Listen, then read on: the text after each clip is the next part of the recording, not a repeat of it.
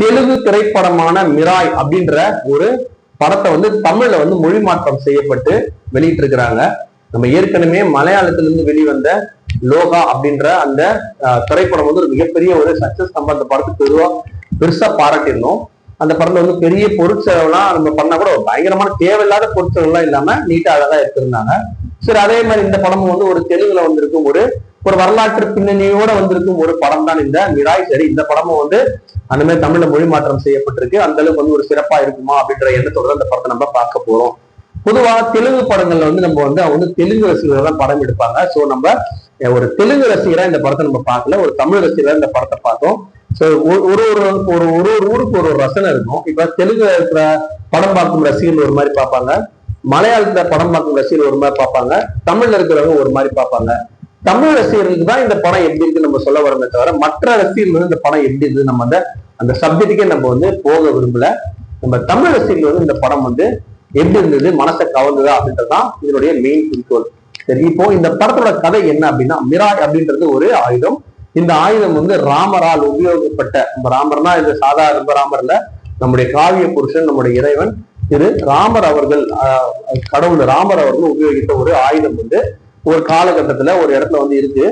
அந்த ஆயுதம் வந்து எப்பெல்லாம் வந்து அநீதி ஏற்படுதோ அப்போ வந்து அந்த ஆயுதம் வந்து உபயோகப்படும் அப்படின்ற மாதிரி அந்த ஆயுதத்தை வந்து ராமர் வந்து விட்டுட்டு போறாரு. அந்த நேரத்துல பாத்தீங்கன்னு சொல்லி சொன்னா ஒரு பெரிய ராஜா என்ன பண்றாரு, ஒரு 9 சக்திகள் கொண்ட ஒரு அது கடவுளுடைய மொத்த சக்தியில் 9 சக்திகளை வந்து கொண்டு அவர் வந்து பல எதிரிகள் வந்து வீழ்த்துறாரு. வீழ்த்ததுக்கு அப்புறம் அவர் வந்து சந்தேகம் வந்து நம்ம ஜெயிச்சோமா, நம்ம கடவுளுடைய சக்தியால ஜெயிச்சோமா, சரி நம்ம இந்த கடவுள் சக்தியை நம்ம என்ன பண்ணோம், நம்ம உடம்புல இருந்து எடுத்து நம்ம ஒரு 9 புத்தகமா அதை வந்து பிரிக்கிறாரு. பிரிச்சுட்டு அந்த 9 மந்திர புத்தகங்களை என்ன பண்றாரு, 9 பெரிய ஆளுகிட்ட வந்து அதை வந்து ஒப்படைச்சிடுறாரு. இதை பத்திரமா பாத்துங்க, இது தீவிர கையில கூட போவோம் பாத்துங்க, போனா நம்ம உலகமே அவங்க கண்ட்ரோல்ல போடுற மாதிரி ஆயிடும், பத்திரமா பாத்துங்க அப்படின்னு சொல்லிட்டு என்ன போயிடுறாரு, செத்து போயிடுறாரு. இது நடந்து பல வருஷங்கள் ஆகுது. காலகாலமா 9 சம்பந்தப்பட்ட குடும்பத்தை ஒரு இடத்துல பார்த்துட்டே வராங்க. இப்ப கரண்ட்ல 2000 வருஷம் வரும்போது நம்ம ஸ்ரேயா மேடம் வராங்க. ஸ்ரேயா மேடத்துக்கு கொடுக்கப்பட்ட புக் என்னன்னா இறப்பில்லாத புக். அது அவங்க அந்த புக் வச்சுக்கிறவங்க வந்து அது படிச்சாங்க, அது கொண்டாங்கன்னா அவங்க வந்து சாவே வராத அந்த புக் வந்து அவங்க கையில இருக்கும். அவங்க வந்து ஃபியூச்சரை பாக்குற ஒரு சக்தி இருக்கும் யாரு, ஸ்ரேயா மேடத்துக்கு. அப்படி பார்க்கும்போது பாத்தீங்கன்னா ஃபியூச்சர்ல இந்த புக்கு எல்லாம் என்ன ஆபத்து ஏற்பட போகுதுன்னு அவங்களுக்கு தெரியுது. அதனால என்ன பண்றாங்க, அந்த புக் வச்சிருக்கிற மற்ற ஆளுக்கெல்லாம் வந்து தகவல் அனுப்பி பத்திரமா புக்கை பார்த்துங்க, ஒரு பெரிய ஆபத்து நம்மளுக்கு வருது அப்படின்னு சொல்லிட்டு இவங்க ஒரு பெரிய சாமியாரை பார்த்தா இமயமலை போறாங்க. அந்த பெரிய சாமியார் யாருன்னா ஜெயராம் சாரு. அங்க போய் பார்த்தா அந்த ஜெயராம் சார் வந்து ராமர் காலத்துல இருந்து உயிரோட வாழ்ந்துட்டு இருக்கிறாரு.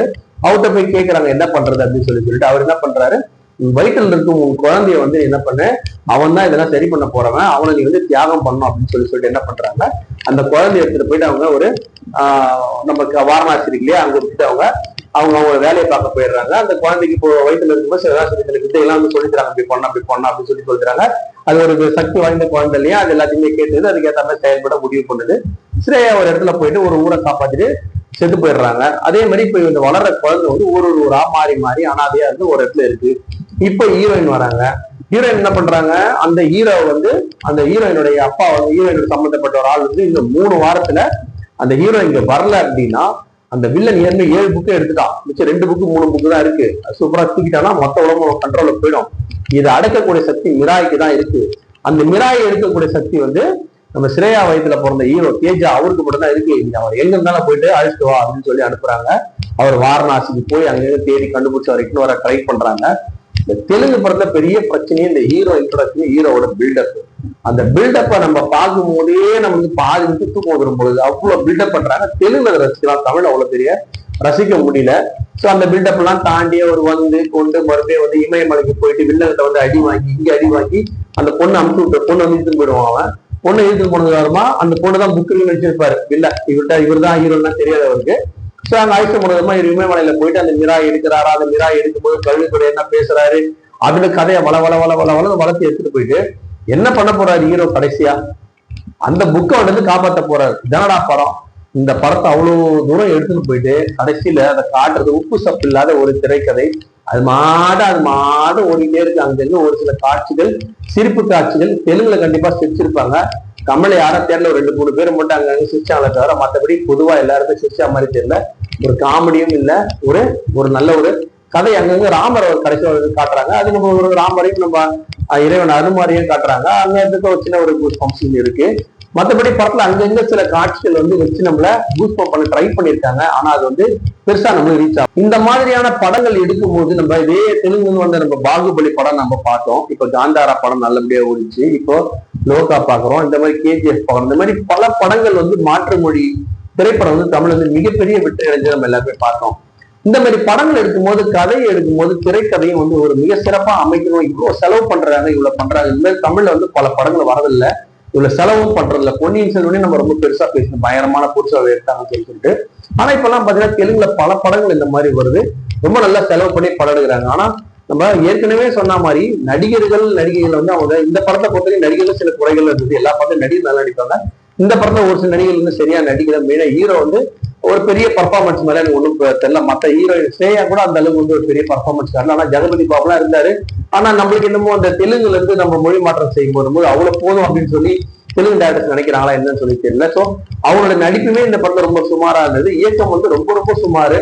இவ்வளவு பொருட்செலவு பண்ணி எடுக்கும் போது அதனுடைய செலவுக்கு ஏற்ற மாதிரி நல்ல கதையும் நல்ல திரைக்கதையும் அமைச்சு எடுத்தாங்கன்னா நம்ம பாக்குற மத்த எனக்கு வந்து பேன் இண்டியா படமா தான் எடுக்கிறாங்க. அப்ப எல்லாரும் ஒரு சும்மாடைய பிளான் பண்ணி எடுக்கும்போது நம்ம பார்க்கும்போது கொஞ்சம் சாட்டிஸ்பாக்சனா இருக்கும். ஜென்ரலா இந்த படம் யாருக்கு பிடிக்கும் அப்படின்னா ஒரு ஃபேண்டசியை விரும்புற சில பேருக்கு வந்து இந்த படம் வந்து பிடிக்க வந்து வாய்ப்பு இருக்கு. ஏன்னா வித்தியாசமான படம், கதை தெரிகிறதுலாம் ஒண்ணும் இல்லை. அதே எல்லா படத்துலயும் வரா மாதிரிதான் ஹீரோ வராரு, அந்த 9 புக்கம் வந்து காப்பாற்ற போறாரு, சண்டை காட்சிகள், அது சில காட்சி வந்து பெரிய அந்த சிஜியை வச்சு சில காட்சிகள் அப்படின்னு சொல்லிட்டு இந்த படத்தை ஒப்பேத்தி ஒழுங்கு எடுத்துட்டு போயிருக்கிறாங்க. இந்த படத்தை யார் பார்க்கலாம் அப்படின்னு சொன்னா கண்டிப்பா தெலுங்கு ஆடியன்ஸ் வந்து கண்டிப்பா இப்ப எல்லாருமே இந்த படம் பார்க்கலாம். ஏன்னா அவங்க வந்து கண்டிப்பா சாட்டிஸ்ஃபை பண்ணும். தமிழ் ஆடியன்ஸை பொறுத்த வரைக்கும் பாத்தீங்கன்னா இளைஞர்கள் அவங்கலாம் வந்து ரொம்ப பெருசா இன்ட்ரெஸ்ட் எடுத்துட்டு போவாதீங்க. ரொம்ப பார்க்கணும் அப்படின்னா டைம் பாஸா போய் பாருங்க. ரொம்ப படத்தை பார்த்து குறை சொல்ல ரொம்ப மேட்டர் இருக்குது. நீங்க குறை சொல்லணும்னு நினைச்சாலும் அந்த படத்தை போய் பார்க்கலாம். என்டர்டைன் பண்றதுக்கு, அதாவது நெகட்டிவ் என்டர்டைன்மெண்ட் பண்றது இந்த படத்தை போய் நீங்க போய் பார்க்கலாம். மற்றபடி வந்து ஃபேமிலியோட போய் பார்க்குற அளவுக்கு அந்த அளவுக்கு இருக்கு அப்படின்னு சொல்லி சொன்னா ஒரு 30-40% தான் ஃபேமிலி போய் பார்க்க நல்லா இருக்கும். படம் கிட்டத்தட்ட 3 மணி நேரம் படம் ஒண்ணும். 3 மணி நேரம் ஒரு சீட்ல உட்கார வைக்க அவங்க எவ்வளவு கஷ்டப்பட்டுருக்கணும், எவ்வளவு கதை திரைக்கிறது, எவ்வளவு அமைச்சிருக்கணும், அதான் ஒண்ணும் கிடையாது. நீங்க நினைக்காத காட்சிகள் பிடிக்காம இருக்கும். அதான் இந்த மிராய் திரைப்படம்.